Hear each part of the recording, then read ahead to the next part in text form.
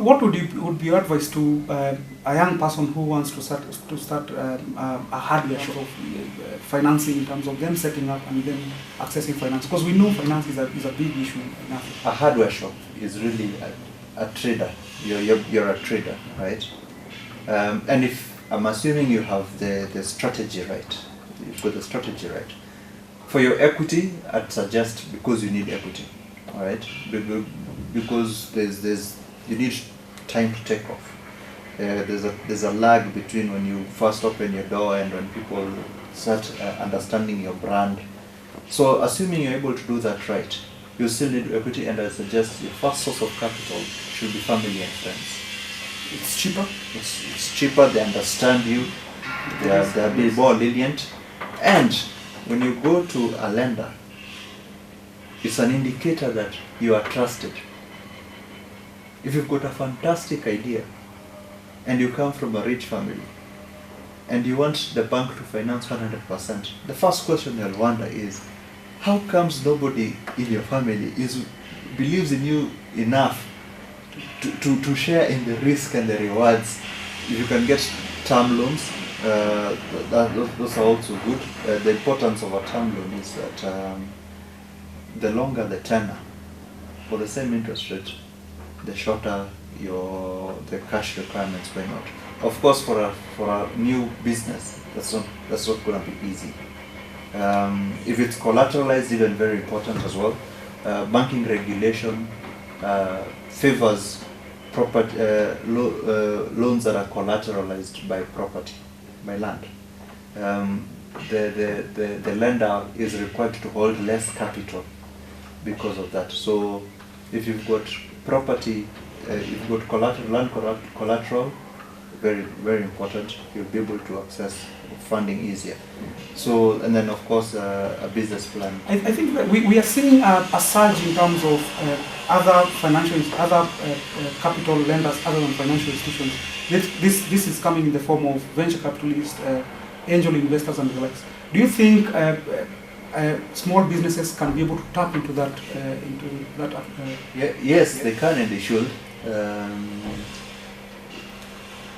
But the capital markets, things work a bit differently, right?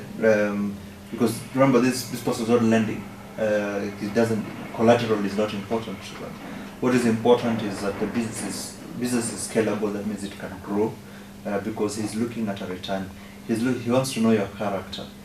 I think that applies also to banks. Are you easy to work with? Do you listen? Do you understand what you're doing? What are your competencies? Are you resilient? What happens when they go and get stuff? Because it will. What happens? Do you have the character to continue pushing? How much skin in the game do you have yourself? If you don't believe in yourself enough to put your own money in, why should they put in their own money? So all this play, all these questions will be asked in a bit to understand you, where you're going as a businessman, and whether you will make money with them, because ultimately it's all about making money. Some will accept the risks, have accepted the risks that way, and they the way they do business, they're able to recoup that with the profits that they do make from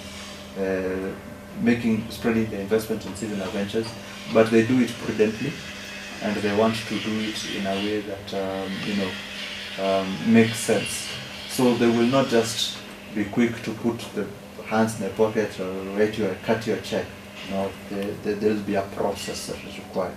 But if I were to advise anybody, if you can get started without angel investors, on your own, whatever capital you have, friends and family, it will go a long, long way in establishing it. Do you think it would be a better option to start small and scale and just apply for loans or get credit as you grow, instead of trying to, you have your business plan set, you need 10 million, for example, US dollars, and you just go apply for that? Do you think it would be easier you just get a bit of capital and grow as part of your strategy of the business? Very interesting question, because different businesses operate differently. if you're doing solar production, you can't start small. you just need the land, you need the solar panels. It's a very tedious process. If you're doing if you're doing anything property based, surely you cannot start small. But Google did start in a garage. All this, some of these companies, Nakumat was once a duka. I know people want to question the use of the word Nakumat, but hey, they are able to borrow 30 billion. That tells you something about that company. They started in a duka. So there's wisdom in starting small.